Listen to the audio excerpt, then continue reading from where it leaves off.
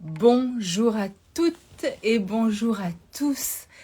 Je prends le temps de me poser en attendant Pauline pour notre direct sur le thème qui est revenir à soi, revenons à nous. Donc j'avais dit rendez-vous à 15 heures et dans ma tête, eh bien c'était à 16 heures. Voilà pourquoi il y a ce temps de délai. Je ne peux pas accuser la technique. Je ne peux que m'excuser auprès de vous. C'est moi qui ai complètement fait n'importe quoi avec l'horaire. Coucou Pauline, je t'invite tout de suite à venir me rejoindre. J'accepte. Ça va venir, ça va venir. Alors, Allô? et oui, coucou Pauline. Ça va? Oh bah écoute, très bien. J'ai essayé de dire que c'était un coup de la technique qui faisait que Ouais. il y avait du retard. Non, non, c'est moi qui étais sur la terrasse et qui profitait du beau soleil en Tu as disant bien raison. j'ai encore un peu le temps avant le direct. Eh bien non, pas du tout. On est là. On est là. Je te prie de Pas de m'excuser, souci. Pauline. Je suis vraiment désolée de ce contretemps ou de ce jet lag que j'ai C'est eu. ça d'être sur deux fuseaux horaires différents. C'est pas grave. On est là. C'est le principal. J'avais d'autres choses à faire. Je me suis occupée pendant ce temps-là. Oh là là. Bon, comme quoi. Est-ce que le Ouais. thème... Oups! Regarde, j'ai Oh, changé le sens de la vidéo. et donc, bon, en tout cas, bienvenue aux personnes qui vont nous rejoindre parce que ce thème aborde le revenir à soi. Revenons à nous. Et avant que tu te présentes, Pauline, j'ai envie de te présenter moi, comment Mhm. je t'ai rencontrée et surtout pourquoi j'ai eu envie de faire ce thème avec toi. Donc, Pauline, ça a été une rencontre à travers les réseaux sociaux, comme quoi les réseaux sociaux eh bien, rapprochent les gens quand ils ont des points communs. Mhm. Et c'est ce que nous avons. Nous avons des confrontations de vie comme la maladie qui est un point commun, mais surtout le point commun, c'est comment nous l'avons vécu, comment nous l'avons traversé, comment nous l'avons transcendé. Et à partir de là, Pauline m'avait invité il y a quelque temps sur sa page, magnifique page que je vous invite à rejoindre, puisque Pauline est yogini et aussi elle a un talent en ce qui concerne les huiles essentielles, mais ça, elle vous en parlera mieux que moi. Et après ce live, eh bien, le lien a continué à se tisser. Et à travers des petits échanges comme ça, on s'est rendu compte ô combien aujourd'hui, les gens sont aspirés à aller chercher des solutions à l'extérieur, alors que tout réside en soi. Et que les personnes, les accompagnants, comme Pauline, comme moi, en fait, sommes là pour tenir le miroir à vos valeurs, à vos besoins. Et c'est seulement vous qui devez laisser fleurir votre puissance, votre quintessence, votre unicité au monde et non demander du secours à l'extérieur parce que vous remettez votre pouvoir à l'autre. Bref, donc c'est ça que nous allons aborder aujourd'hui. Moi, je suis Céline Naissant. Pour les personnes qui ne me connaissent pas, je suis coach thérapeute. Je m'occupe des personnes qui souhaitent revenir à leur souveraineté, qui souhaitent se reconnecter à leurs valeurs, devenir la femme ou l'homme de sa vie, devenir le roi ou la reine de son royaume et à travers des épreuves, à travers parfois des pensées limitantes, euh, comprendre par les neurosciences, l'épigénétique, combien on est bien plus fort que ce que l'on croit. Voilà, je me tais, je te laisse te présenter et puis après on parlera de ce sujet, revenir à soi, revenir à nous. Donc Pauline. Merci Céline. Alors oui, effectivement, donc je suis professeure de yoga. Ça passe, mon approche, elle passe aussi beaucoup à travers l'aromathérapie, donc les huiles essentielles. principalement basé au niveau émotionnel. C'est ça qui me parle aujourd'hui et c'est de ça dont j'ai envie de parler avec les huiles essentielles pour tout ce qui est l'utilisation de base. J'en parle aussi, mais c'est pas ce qui me motive aujourd'hui dans mon travail. Pardon. Le yoga, ça a été un peu une révélation pour moi au niveau justement de ce retour à la base, de cette conscience du corps, même si ça faisait très longtemps que j'étais dans cette énergie, cette envie-là. Je pratique aussi beaucoup de méditation au quotidien. Et je me nomme un peu comme une experte de la métamorphose, mais plus dans l'activation. Je pense que j'ai cette capacité d'engager les gens, d'activer les gens au niveau de leur transformation. Et c'est un peu ce que j'essaye de partager au quotidien, en tout cas, que ce soit avec mes proches ou avec les gens qui me suivent ici. Donc c'est ça, le retour à la base, c'est un excellent sujet parce que je pense que sans ce retour à la base, tout ce qu'on va entreprendre dans notre vie sera pas en accord à 100% avec qui on est, même si le 100%, la perfection n'existe pas. Mais en tout cas, s'en approcher, c'est quelque chose de plutôt confortable qui amène de la fluidité, de la légèreté dans tout ce qu'on fait. Et je suis convaincue en fait que ça ne peut pas se faire sans ce retour à soi. Mm, mm. Exactement. Alors pourquoi, à ton avis, on est vraiment dans cette ère qui appelle à chercher les solutions à l'extérieur de soi, de toujours se coller à quelqu'un qui semble avoir la réponse, alors que forcément, elle n'a pas la réponse pour la personne en question. Je pense qu'on n'a pas été habitués. Alors, je ne fais pas de généralité parce qu'on n'a pas tous été éduqués de la même façon, au même endroit. Moi, je suis au Canada depuis 10 ans. Je vois qu'il y a une ouverture d'esprit qui est différente. Mes enfants, ils ont pas l'approche, ils n'ont pas accès à l'approche que j'ai eue moi, petite à l'école, par exemple, en France. Mais je pense qu'on s'est oublié. On a mis de côté qui on était par notre vie, par la société dans laquelle on vit et tout va trop vite.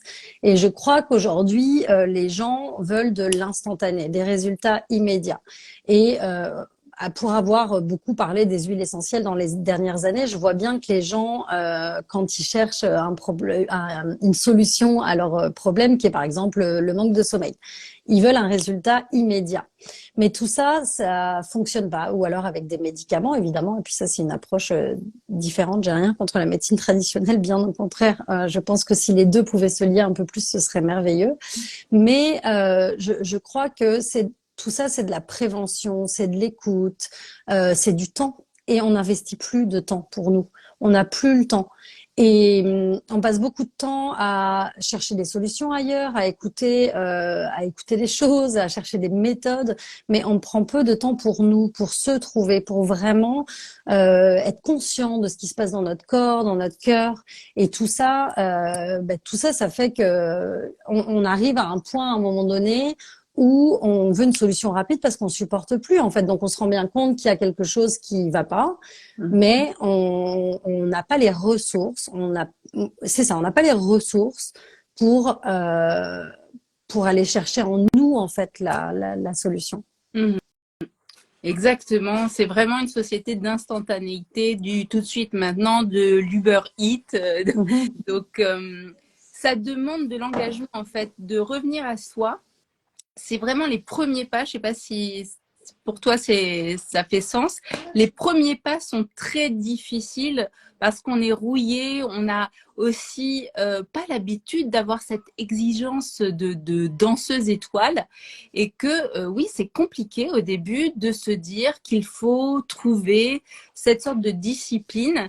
Et puis quand on a trouvé notre tempo, notre rythme, même si on s'est calé face à des mentors ou face à des thérapeutes par rapport à comment eux ils agissent, eh bien quand on a trouvé son rythme, quand on a trouvé son tempo, c'est tellement plus facile, c'est tellement plus soulageant que ces réponses instantanées qui, au bout d'un moment, disparaissent. Ouais, c'est important de dire aussi que d'être guidé, c'est bien parce que je pense que de trouver sa méthode, c'est la meilleure solution. Mais pour trouver sa méthode, il faut essayer des choses. Et je pense que d'être guidé, effectivement, par un thérapeute, par quelqu'un autour de nous, c'est vraiment pertinent parce que Je pense qu'on se forge tellement de croyances limitantes au fur et à mesure des années de notre évolution qu'à un moment donné, on arrive à tourner en rond et à plus réussir à sortir de ce cercle de croyances limitantes et à même pas en avoir conscience. Donc, effectivement, de revenir à la base, de prendre conscience déjà de tout ça, c'est 80% du travail qui est fait. Et après, d'être guidé pour justement moi, j'aime pas éliminer, j'entends beaucoup ça, éliminer vos croyances limitantes, balayer vos croyances limitantes. Je ne crois pas que ce soit ça, parce que ça amène encore une fois de la rapidité, de mettre de côté sans prendre conscience. Mais je pense que c'est important de transformer, en fait, d'être conscient de ces croyances, de ces schémas qu'on a développés pendant de nombreuses années et de venir les transformer avec quelque chose qui va être en accord avec nos valeurs profondes, avec nos besoins aussi. On n'a pas tous les mêmes besoins. Et, et c'est ça, je pense, qui est important, c'est de venir trouver sa méthode en essayant d'être guidé pour justement pouvoir être dans cette phase de transformation. Et pour ça, il n'y a pas de durée. Je veux dire, c'est pas possible qu'on se dise dans 3 mois, je vais faire une formation et puis dans 3 mois, je vais être transformée, peut-être. Et puis il y a des gens pour qui ça va plus vite, d'autres pour lesquels ça va moins vite. Mais ce qui est important, c'est comme tu dis, de trouver son tempo, de trouver son rythme. Parce que c'est ça le secret de la durabilité, en fait. Moi, je vois beaucoup de gens qui s'accrochent à des méthodes et puis qui sont découragés, mais je comprends, en fait, parce que si on ressent pas, si on prend pas le temps, on peut pas tenir sur la durée. Moi, avant d'être, j'ai toujours été quelqu'un de très constant et engagé envers moi, mais plein de fois, j'ai essayé des régimes. J'ai essayé de m'inscrire dans des salles de sport et puis ça durait pas en fait, ça tenait 2 semaines parce que c'était pas moi, c'était pas mon rythme, c'était pas ma méthode. Oui, oui, non, mais ça c'est évident. Moi, ce que j'aime, c'est la prise de conscience. Là, tu parlais de la prise de conscience et aussi d'accepter que, en effet, on a un rythme qui est constant. J'utilise souvent la métaphore de la fleur auprès de mes consultants. Un cerisier ne pousse pas de la même vitesse qu'un prunier, qu'une rose, qu'un cactus. Chacun, avec son unicité, a besoin d'un temps bien précis. Et en fait, tout à l'heure, j'étais en ligne avec une consultante, c'est pour ça qu'il y a eu un petit décalage, qui avait besoin de mon aide et je me suis dit, allez, je me pose, j'ai encore le temps, mais pas du tout. Et elle me disait que elle voyait ses progrès, mais qu'en même temps, elle n'était pas très contente parce qu'elle n'allait pas assez vite. Et c'est un travail qu'elle vient de commencer. Et je lui dis, mais un enfant, quand il commence à marcher, tu ne le disputes pas parce qu'au bout du premier ou du deuxième pas, il tombe. Et en fait, on a besoin de tomber. On a besoin de tomber pour se réajuster. En neurosciences, on dit que le cerveau marche avec l'essai-erreur. Et c'est comme ça qu'il peut se rééquilibrer. On le voit souvent avec, tu sais, les chats qui essayent de Mhm. sauter. Ils sont là, et puis à un moment, bim, ils se cassent la figure. Et au bout du deuxième saut, ou du troisième saut, ou même du cinquième, ils arrivent à calculer inconsciemment, grâce à la machine cerveau, la distance qu'il faut, comment ils doivent positionner leur corps. Eh bien, pour nous, c'est la même chose. On a besoin, parfois, de se planter. Et même pas parfois, on a besoin de se planter. On a besoin de faire des erreurs pour justement savoir quel chemin on a envie d'emprunter. Et, pardon, tu voulais Non, dire quelque chose? oui, parce que ça éveille quelque chose. En fait, je pense qu'il y a des gens qui ont peur de faire des erreurs, qui ont peur de prendre des risques, entre guillemets, parce que je pense qu'il y a certaines personnes qui,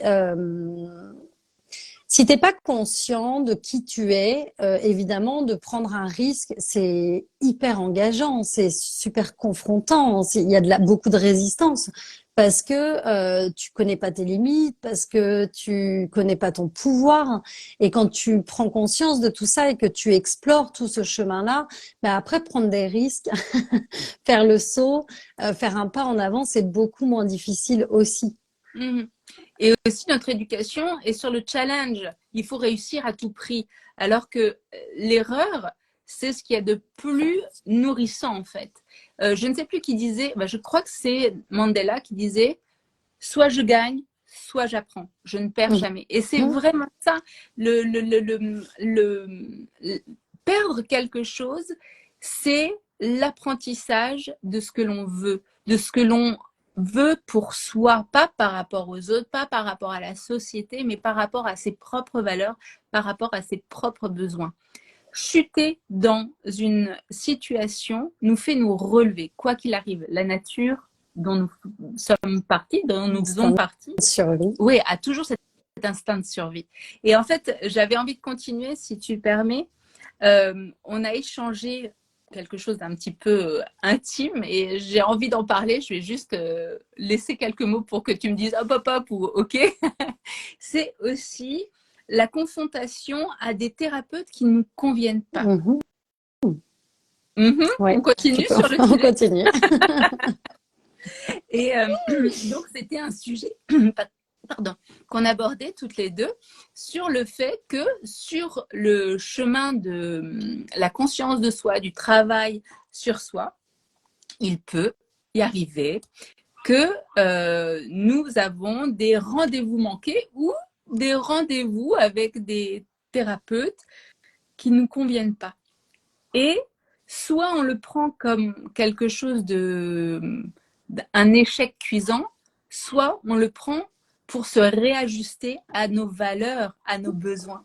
Et ça, j'aimerais que tu en parles par rapport. Alors, moi, j'ai mon vécu, Pauline a son vécu, donc si tu es OK d'en parler, je voudrais que tu en parles justement pour que transmettre aux personnes comme quoi c'est pas grave de se planter, comme quoi c'est ralent, ça peut sembler être une perte de temps, quoique.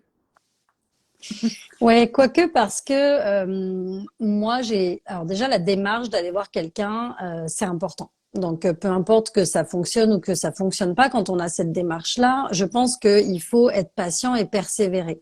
Ça veut dire que c'est pas au premier échec effectivement ou à la première rencontre qui ne nous convient pas qu'il faut s'arrêter et rajouter des croyances et ou des critiques ou émettre des jugements. Je pense que c'est là justement que tout de suite il faut faire une pause et se dire ok, qu'est-ce qui me convient pas chez cette personne-là, qu'est-ce que j'attends de son approche, parce que c'est difficile aussi de rencontrer la bonne personne quand on sait pas exactement qui on est, donc c'est normal à ce moment-là de faire des erreurs et de pas tout de suite rencontrer la bonne personne. Mais c'est ça, en faisant une pause à ce moment-là, de se dire ben qu'est-ce qui m'a amené vers cette personne-là? Pourquoi j'ai été attirée vers elle? Qu'est-ce que je peux retirer de tout ça? Moi, effectivement, dans mes dernières années, j'ai suivi des coachings qui finalement ne me convenaient absolument pas. C'était à l'opposé de tout ce que je recherchais. Mais c'était quand j'ai été vers cette personne-là, j'ai été attirée par quelque chose. Donc ça mettait en lumière des choses, par exemple, que je voulais plus de moi. Peut-être que si j'avais jamais suivi ce coaching-là, je m'en serais jamais rendu compte. Donc, c'est de toujours prendre ce temps de recul, ce temps de pause sur soi, pas sur l'autre. L'autre personne n'y est pour rien. Elle fait son travail à sa manière, avec sa vision. Et c'est à nous, en fait, d'être responsables, de mettre le blâme sur l'autre. Ça, c'est quelque chose toujours qui me confronte beaucoup. Je fais pas du tout ça en fait. J'ai jamais été responsabiliser les autres de mes échecs ou de mes erreurs. Mais par contre, quand on fait ce travail-là de se dire ok, qu'est-ce qui me convient pas, que ce retour à soi, ça, on avance forcément en fait dans le processus. L'autre est le miroir. Exactement. Mais c'est difficile ça de se rendre compte de ça. Donc, faut vraiment être capable de ralentir et être humble en fait. Et en même temps s'amuser de ça, trouver l'humour à ça. Ben oui, parce que si, en fait, non, c'est absolument pas grave. Et puis souvent, c'est une question peut-être de temps ou d'investissement d'argent, mais tout ça, c'est des choses, c'est pas grave en fait. Oui, et puis de toute façon, ce qui est passé est passé. Je pense qu'il faut être dans le présent. Donc c'est important de quand on vit des choses comme ça, des erreurs ou des thérapeutes qui nous conviennent pas, de s'arrêter et de prendre le temps de voir ce qui nous convenait pas et de réajuster le tir. Moi, je vois beaucoup de gens, même dans le yoga, qui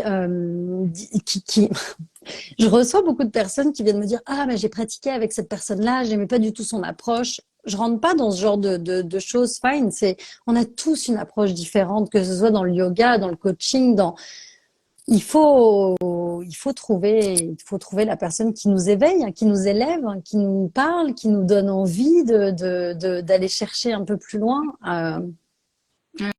Oui. Et même si ces personnes-là ne nous éveille pas, mais nous confronte, eh bien, Mhm. moi, je dis souvent que la vie conspire toujours pour soi. Mhm. Toujours. Et que même si elle nous confronte à cet effet miroir, quand on a ce côté humble et taquin en même Mhm. temps, en se disant, ok, bon, ça me confronte, mais ça me confronte sur quel sujet exactement? Quel est mon point commun avec cette personne? Il y avait un exercice qu'on m'a fait faire et que j'aimerais offrir d'ailleurs, c'est qui est assez intéressant. Prenez une personne qui ne fait pas partie de votre cercle et que vous admirez et vous écrivez tous les points communs qui vous relient à cette personne. Mhm. On tourne la pièce et maintenant, vous prenez quelqu'un qui ne fait pas partie de votre cercle, mais qui vous démange à chaque fois que vous voyez cette personne. Vraiment, ça crispe. Écrivez tout ce qui vous crispe d'elle et surtout, en quoi ça vous concerne. Ça, je trouve que c'est assez intéressant à faire parce que ça relativise pour tous les autres rencontres que vous pouvez avoir. Et c'est Ça, assez amusant, en et fait. ça responsabilise aussi, et puis ça permet d'avoir un jugement sur soi plutôt que d'amener un jugement sur l'extérieur, qui est pour moi quelque chose de, pour le coup, ça c'est une vraie perte de temps. Exactement. Et plus on revient à l'intérieur de soi, plus on touche à son excellence, plus on sait quel corps on habite, plus on sait comment on a envie de s'alimenter, comment on a envie de respirer, comment on a envie de s'habiller, comment on a envie de s'incarner. Et plus on est là-dedans, dans notre dedans à nous, et plus je trouve que la vie commence à offrir sa magie, en Mhm. fait. Ouais, et puis je pense qu'il faut aussi être patient et savoir reconnaître tous les petits pas. C'est un peu, tu sais, que ce soit de la gratitude ou de la reconnaissance de tous les petits pas qu'on fait, faut être patient. Moi, Stéphanie, ma coach, elle me disait toujours, t'as mis 37 ans pour en arriver là, ben, ça demande un peu de patience, de les transformations, les changements. C'est sûr que quand on a ancré des choses très profondes en nous, c'est pas en un tour de magie ou en une petite pilule magique que tout va changer. Donc de dans cette transformation, de changer notre vision sur nous petit à petit, ça permet justement, comme tu le dis, à la magie de D'opérer. fonctionner, d'opérer, parce que on va transformer notre façon de penser, en fait. On va avoir moins de jugement, on va être de plus en plus positif sur le regard qu'on pose sur nous, en fait. Mm. Donc, ouais, de célébrer, en fait, célébrer qui on est, chaque petit pas, ça permet de gagner en confiance Exact. aussi. C'est des choses qui sont importantes. Parce que souvent, quand on a du jugement sur les autres, ça vient éveiller un manque de confiance, des croyances limitantes bien ancrées en nous. Donc, c'est important tout ça. C'est vraiment important. Mm. De se concentrer sur qui on est parce que plus on se concentre sur soi avec beaucoup de respect, je reviens avec cette histoire de taquinerie Mhm, intérieure, enfantin, et oui, de garder cette âme enfantine et aussi ce côté humble parce que c'est en forgeant qu'on devient forgeron, eh bien, il y a vraiment une connaissance et un amour de soi qui commence à naître. Mais pour ça, il y a une phase qui est de passer par l'intellectuel et puis après, ça s'engramme par le corps. Parce que mhm. souvent, on peut faire de l'infobésité, comme on dit, à apprendre avec telle formation, le livre, le machin, tel coach, 25 séminaires. Et on sait tout ça et on ne le fait pas. Ben oui, Parce qu'il faut faut l'intégrer, le ressentir. il faut le ressentir, il faut le vivre. C'est comme les gratitudes, tu vois, d'écrire des gratitudes sur un journal tous les jours, ça n'a aucun sens. Aucun. Merci, merci, merci. Il faut ressentir, il vaut mieux prendre 5 minutes. Et puis ça peut paraître un peu farfelu, un peu bisounours, tout ce qu'on veut, mais d'apprendre à voir le beau autour de nous, ça transforme tout ce qui va se passer dans notre vie après. Ça veut dire que j'ai une amie qui postait quelque chose, j'ai fait un petit défi la semaine dernière qui s'appelait 3 jours, 3 joies, et j'ai une amie qui a posté un truc qui a été vraiment pour moi révélateur. Elle a posté une photo avec une centrale électrique, un truc. Et puis derrière, il y avait la montagne. Et elle disait, aujourd'hui, je décide de voir la montagne, de porter mon regard sur la montagne et pas sur ce gros poteau électrique. Et c'est ça, en fait, de pouvoir célébrer, d'être en gratitude, c'est qu'au fur et à mesure, on va se permettre de changer notre regard, aussi bien sur l'extérieur que sur l'intérieur. Et pourquoi je disais ça, je ne sais plus. Oui, pour cette histoire de gratitude et de ressentir.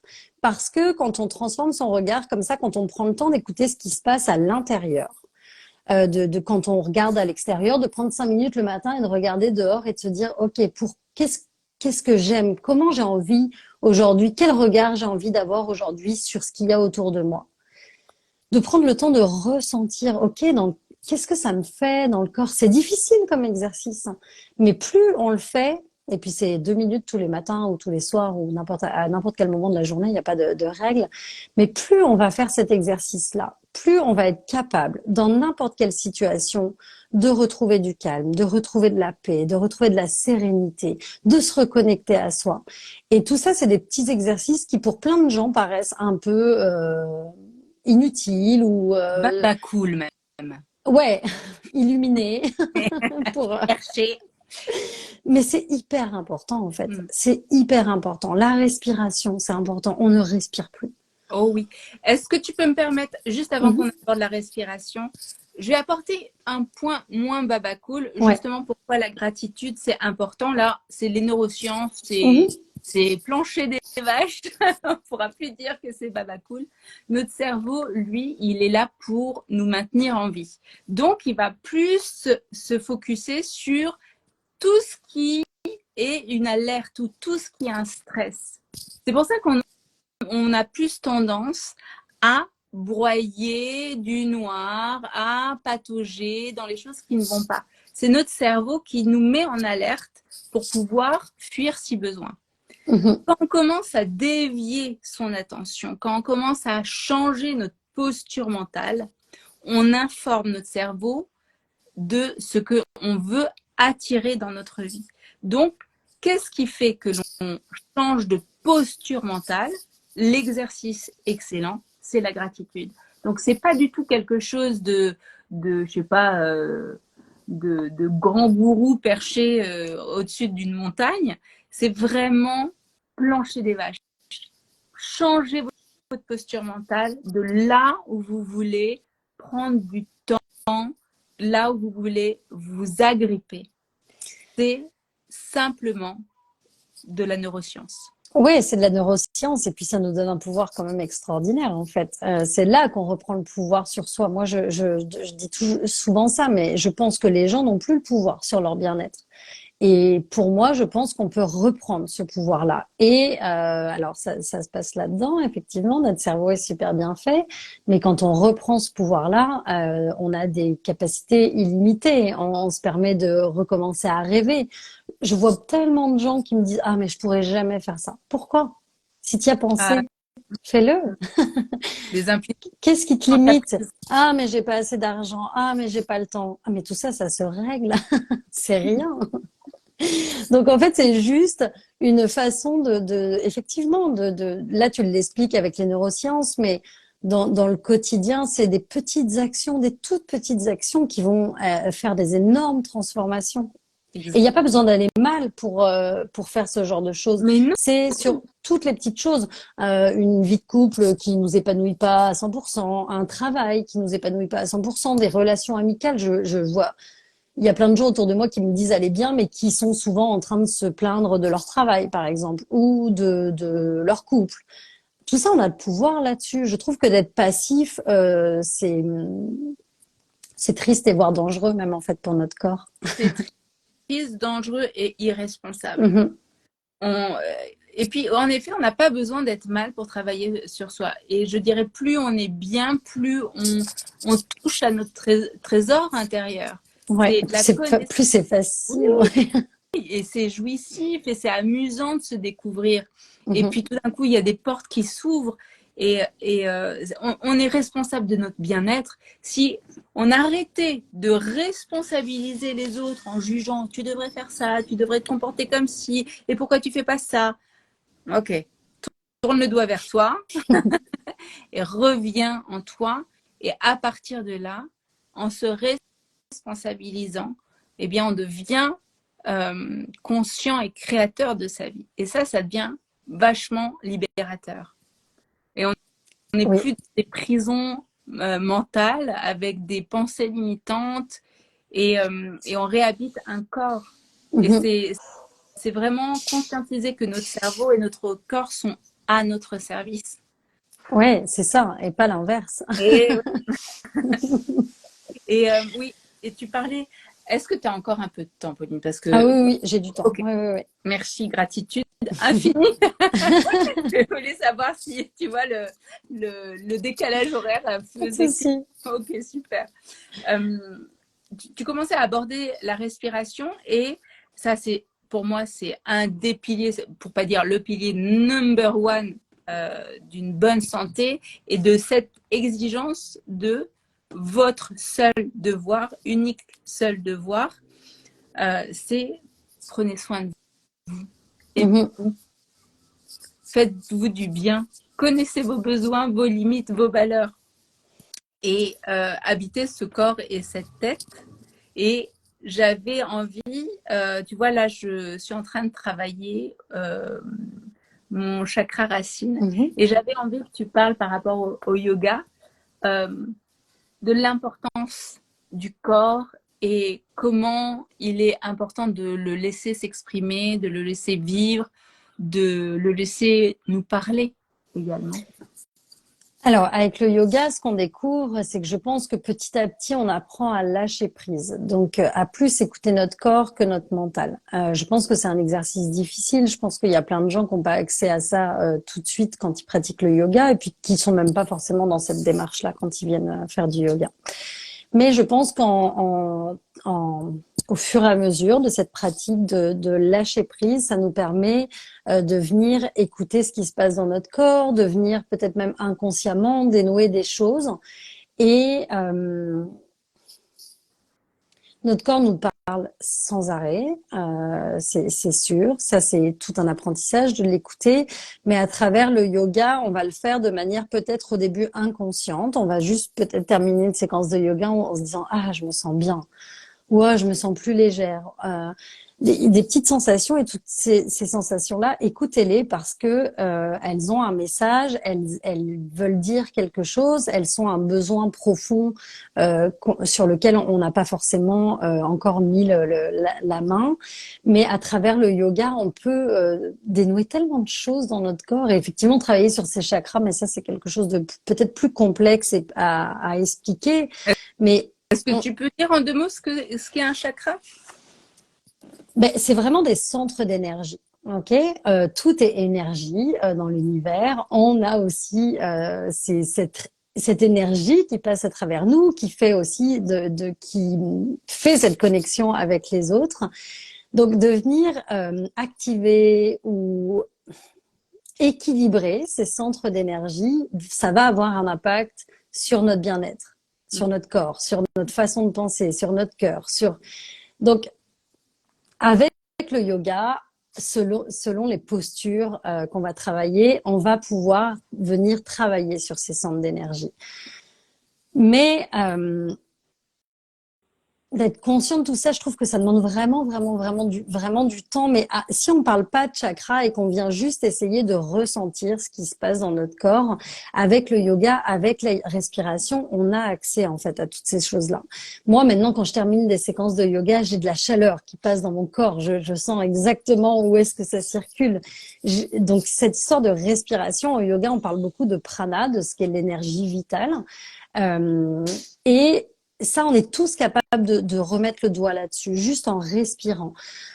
Si on fait des petits exercices de respiration, ne serait-ce que 5 minutes par jour, de la respiration consciente, donc juste de prendre conscience de l'air à l'inspiration, de ressentir ce qui se passe dans notre corps et puis d'expirer lentement, profondément.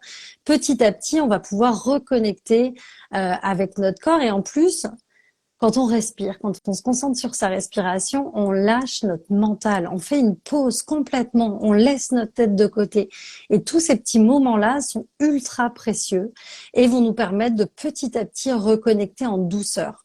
sans parler de chakras, d'exercices de respiration compliqués, des exercices de pranayama. En yoga, il y en a des centaines Mhm. qui vont venir travailler sur différents aspects si on veut pousser un peu notre pratique. Mais juste si on revient à la base, notre respiration, c'est un pouvoir qu'on emmène partout avec nous, qu'on a en permanence.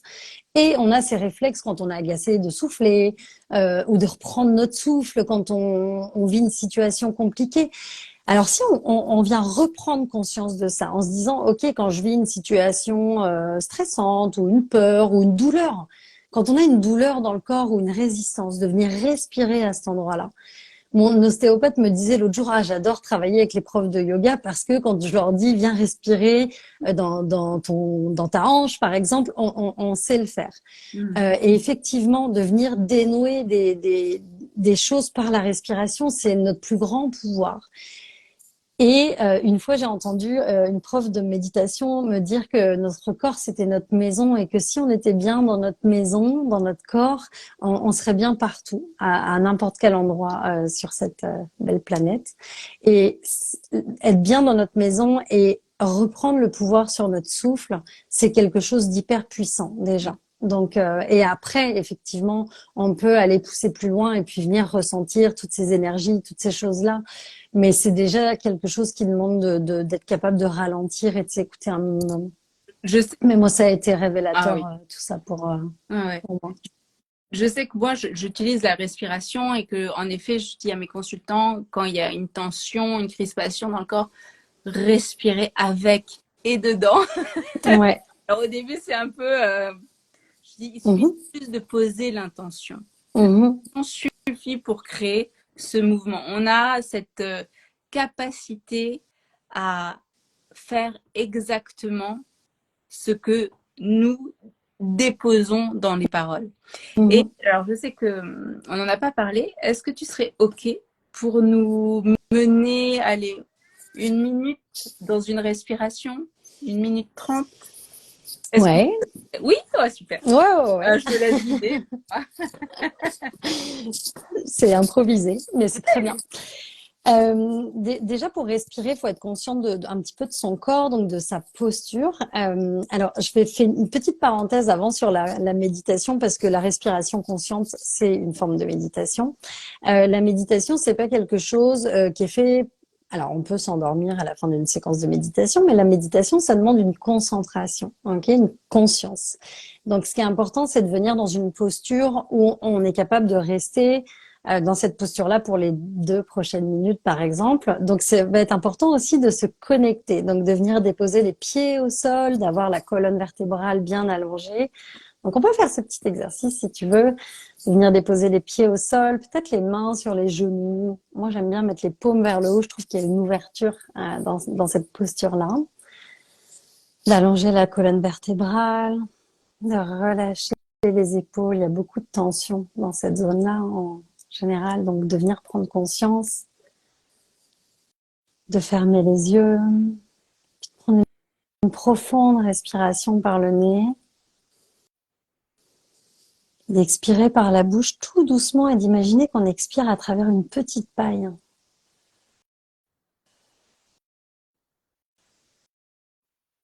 Encore quelques fois, d'inspirer par le nez.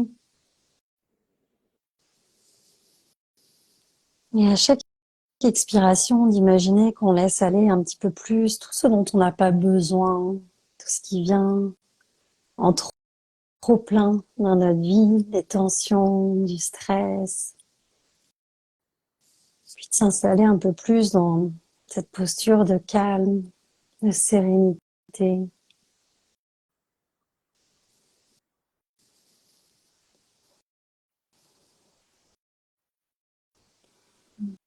D'être conscient encore une fois justement de cet allongement de la colonne vertébrale, de relâcher nos épaules. Continuer quelquefois comme ça, d'inspirer par le nez,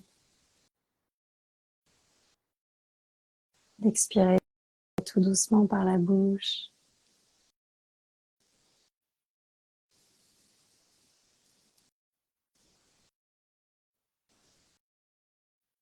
Si on veut, on peut simplement respirer par le nez maintenant. Et juste d'essayer de prendre conscience de ce qui se passe dans notre corps, des petites sensations, la chaleur, des picotements, des résistances.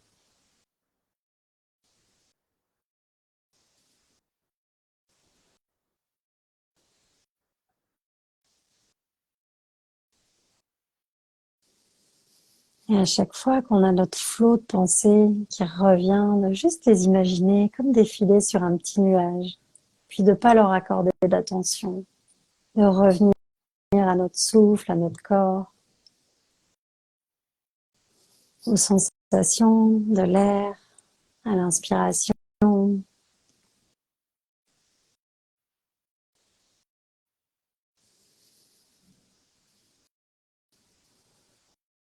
et à chaque expiration de laisser un petit peu plus notre corps s'ancrer dans ce moment de détente.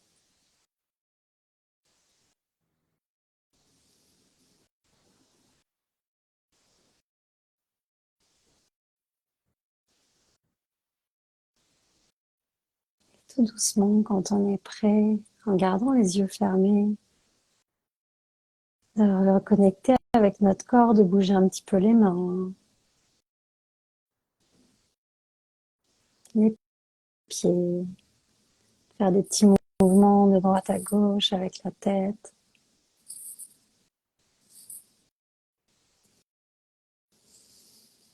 Puis de rouvrir les yeux tout doucement, à notre rythme.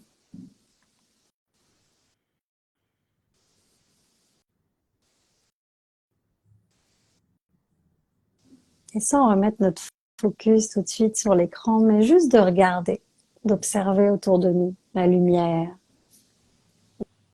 les bruits,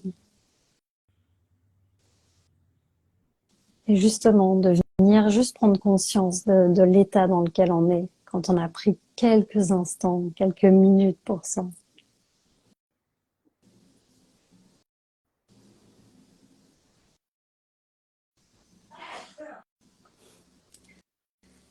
Ce moment, il est improvisé.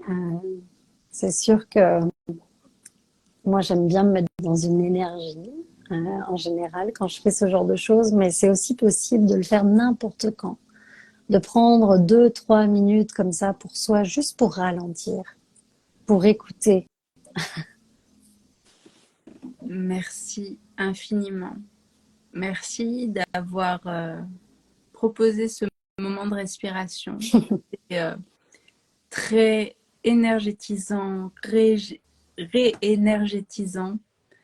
Et surtout, merci de t'être prêté au jeu parce que, comme tu dis, et c'était important de pouvoir le souligner, vous avez au moins 1 minute ou 2 ou 3, voire 5 grands luxe pour revenir à vous. Revenir à vous. Et je ne sais pas si les personnes ont pu faire cet exercice. J'aimerais savoir dans quel état vous êtes physiologiquement parlant, et pour ça, si vous voulez bien écrire dans le petit cercle avec un point d'interrogation. En tout cas, moi, ça m'a complètement aligné à moi, et en ce moment, ce que je contacte, c'est une grande sérénité, et surtout, j'ai l'impression d'avoir des bulles de champagne qui montent au niveau du cerveau, et c'est vraiment délicieux. C'est un petit reset qui est important de conscientiser. Vous avez au moins, s'il vous plaît, 5 minutes pour vous. Juste ça, c'est extraordinaire pour revenir à soi, pour revenir à la base de la base, qui est la respiration. La respiration, et puis ça donne aussi de la clarté, en fait, de prendre des moments comme ça, des moments de pause. Quand on est dans une situation compliquée, au lieu de continuer de courir et de faire marcher le petit hamster dans notre tête, de venir se déposer, euh, c'est important. Alors moi, j'aime beaucoup avoir de la musique avec moi qui m'accompagne dans ces moments-là. Mais parfois, le silence fait du bien aussi et on a de la difficulté à être dans le silence. C'est quelque chose qui est difficile. Moi, je vois beaucoup de gens qui me disent, ah ben dès que j'ai un moment, j'écoute un podcast ou donc juste des fois aussi de prendre des moments de silence, c'est important pour pouvoir s'écouter et pas écouter autre chose. Euh, Observer ses pensées. ouais, Et mais c'est ça. ouais. Ouais. Moi, ça m'a fait ralentir. Ça m'a fait ralentir. Là. J'ai l'impression d'être tout endormie, mais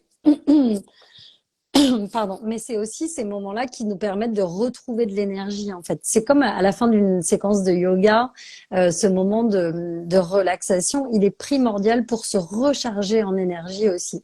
Donc, je vois beaucoup de gens qui sautent cette séquence de yoga. Et puis, je parle là. S'il y a des gens qui me regardent, qui font du yoga en replay avec moi, ne partez pas avant la fin. Oh Faites non! ce moment-là, c'est vraiment le moment le plus important. C'est ça qui permet d'intégrer tout ce qu'on a fait avant euh, et qui nous offre surtout ces moments qu'on s'offre de trop peu en fait. Hmm. J'ai vu que quelqu'un disait, alors je ne vois pas bien, que il y avait à son travail des moments où il s'offrait ses techniques de respiration. Ok.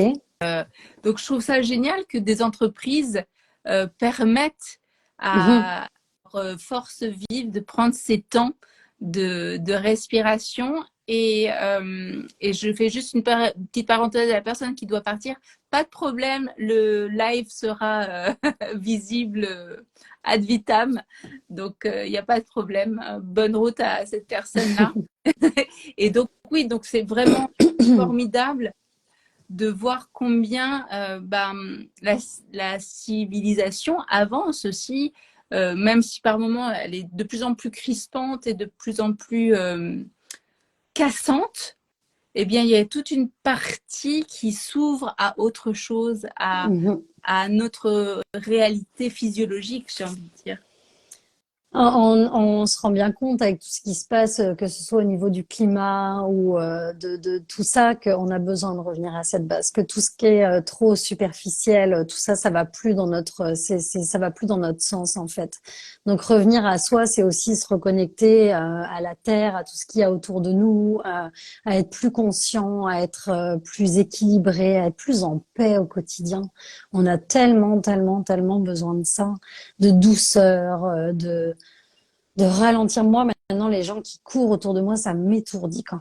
Ça m'étourdit, ça me gèle, en fait. Ça Ah oui. m'empêche de, ouais, Mmh. ouais, j'ai vraiment besoin de ces moments de calme.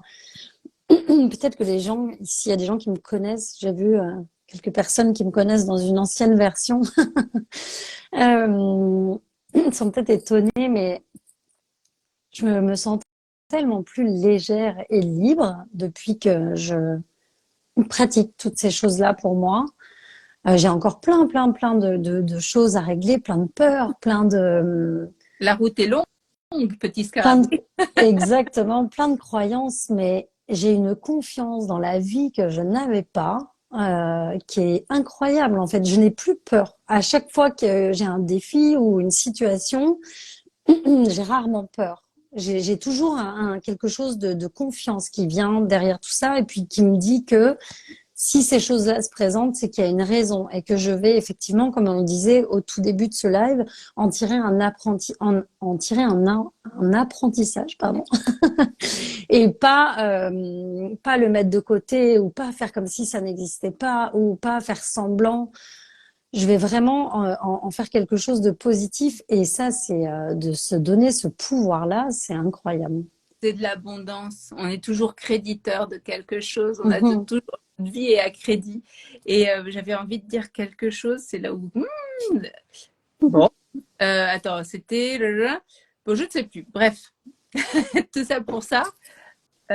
Tu parlais de Euh, trou de mémoire. je, je Bon, sais plus, mais l'abondance, ça me fait relever sur l'abondance, ça peut être parfois mal interprété comme un plus, mais je trouve que moi, je fonctionne vraiment maintenant avec cette idée de moins mais mieux en fait.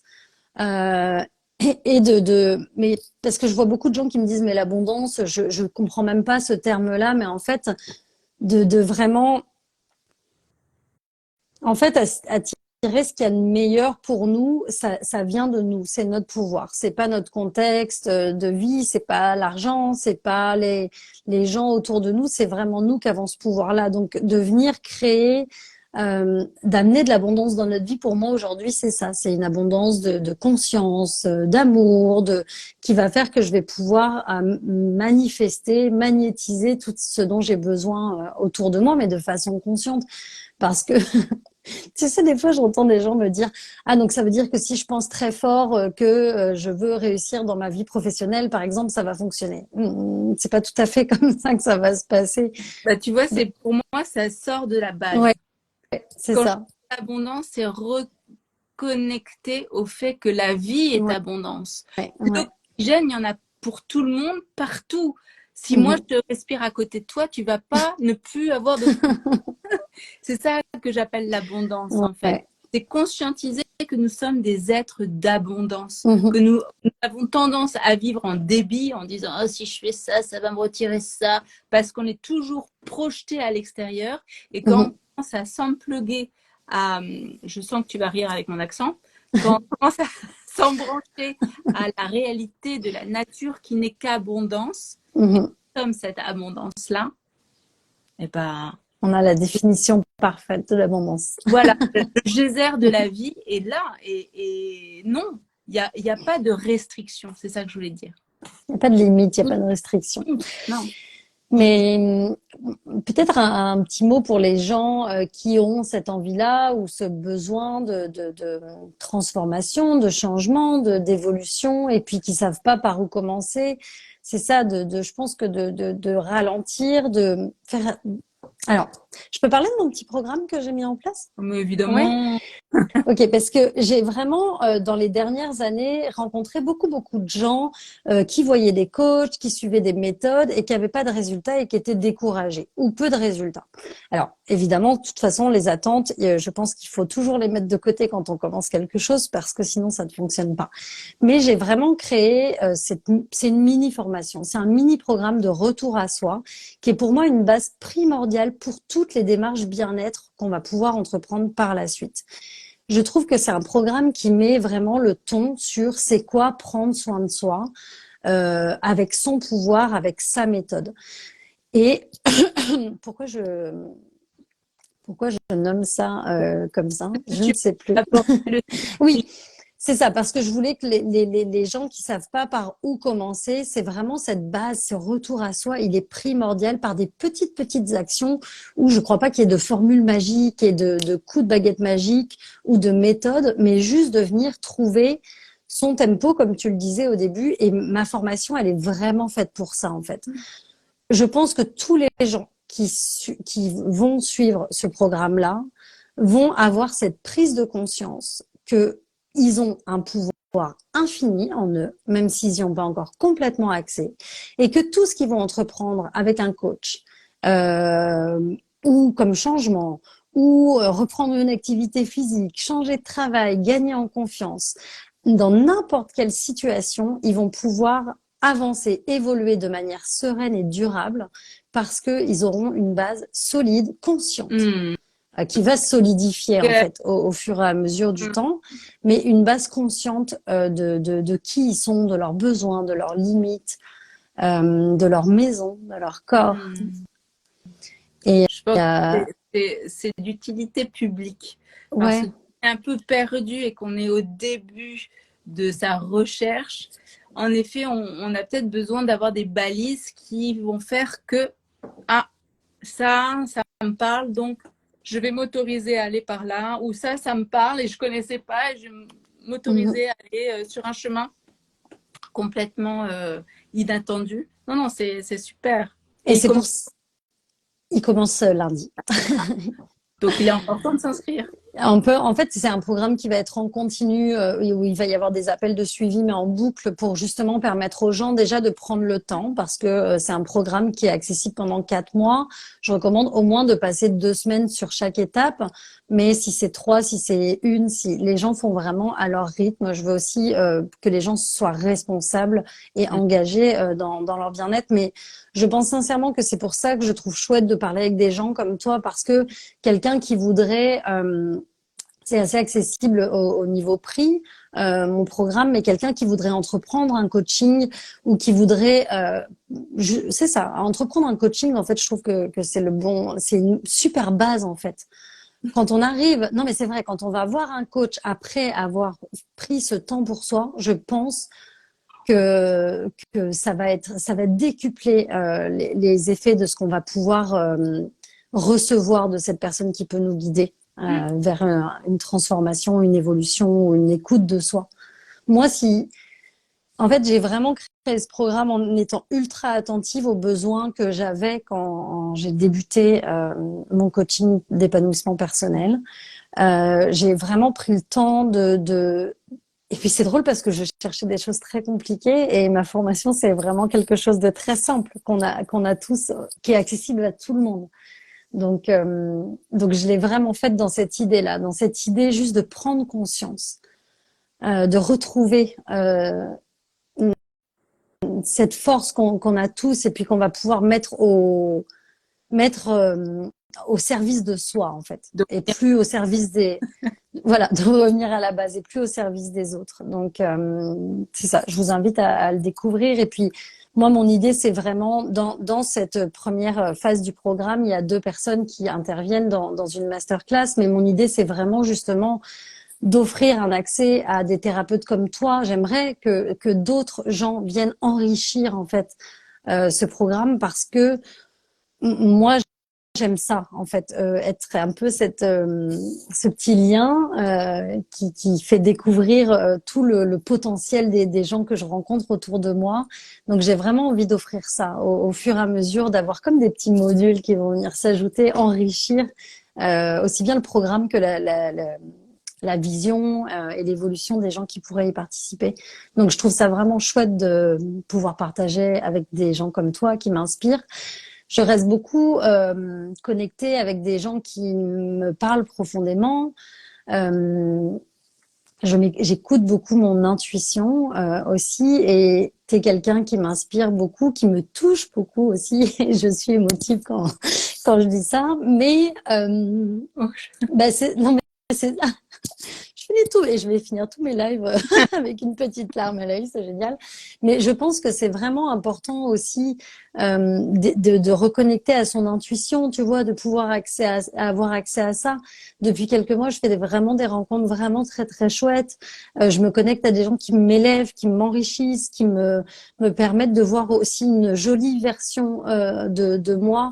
Et c'est vraiment, je suis hyper reconnaissante pour tout ça, mais c'est parce que je me l'offre. exactement, et que tu vibres à d'autres fréquences. Ouais. Et tu vois, c'est extraordinaire parce que les thérapeutes de quelques poils soient-ils, en fait, on fait des programmes ou des processus qui, en fait, sont des programmes ou des processus dont on a besoin Mhm. ou dont on a eu besoin.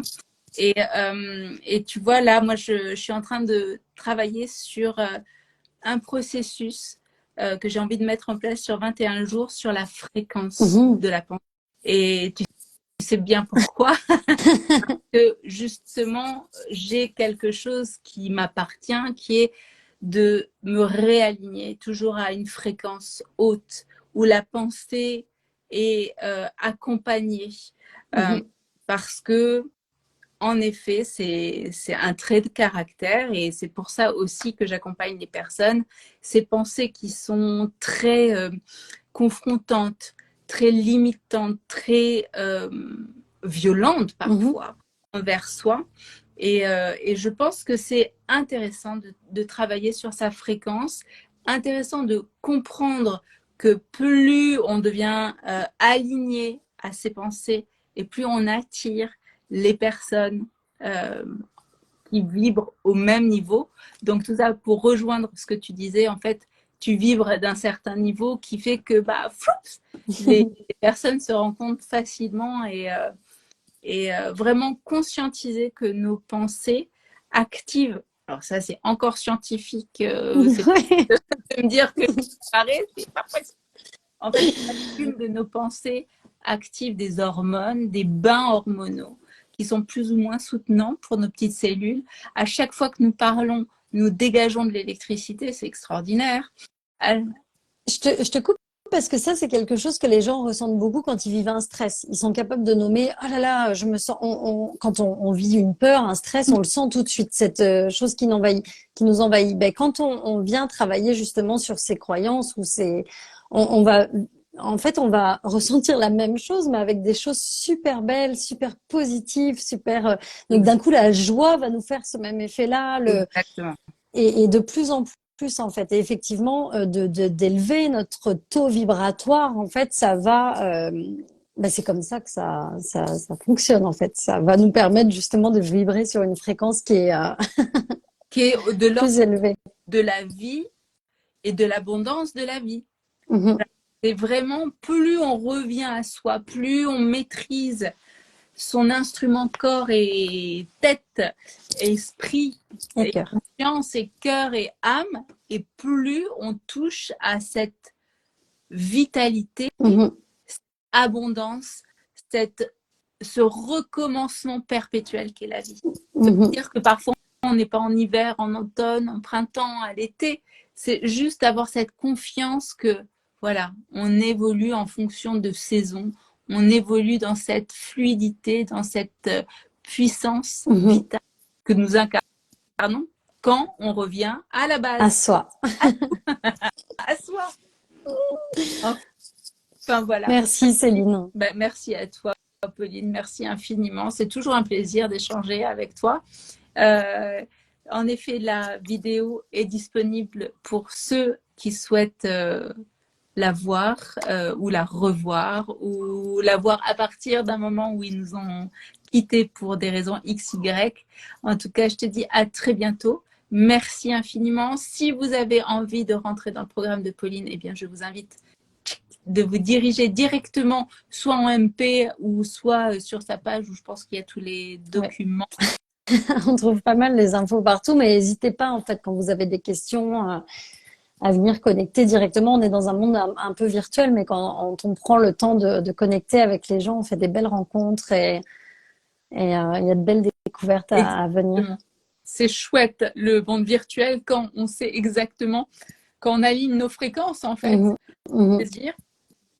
Je vous invite également à prendre ce temps de 1, 2, 3, 4, 5 minutes par jour pour respirer, pour revenir à la base. Mhm. Je vous invite également à faire ce petit exercice dont je vous ai parlé au début, de vous connecter à une personne qui est très inspirante mais qui ne fait pas partie de votre base et quelqu'un qui vous hérisse le poil, de faire cet exercice juste pour en effet voir à quel niveau ces personnes-là font miroir Mhm. avec soi. Et si vous avez des questions, n'hésitez pas à venir vers moi. Ce sera un grand plaisir que j'y répondrai. Voilà, j'espère que j'ai fait le tour. À très bientôt, Pauline. Merci infiniment. Merci beaucoup. Merci à tous les gens qui étaient présents et à bientôt. Merci. Merci à vous tous. À bientôt. Ciao.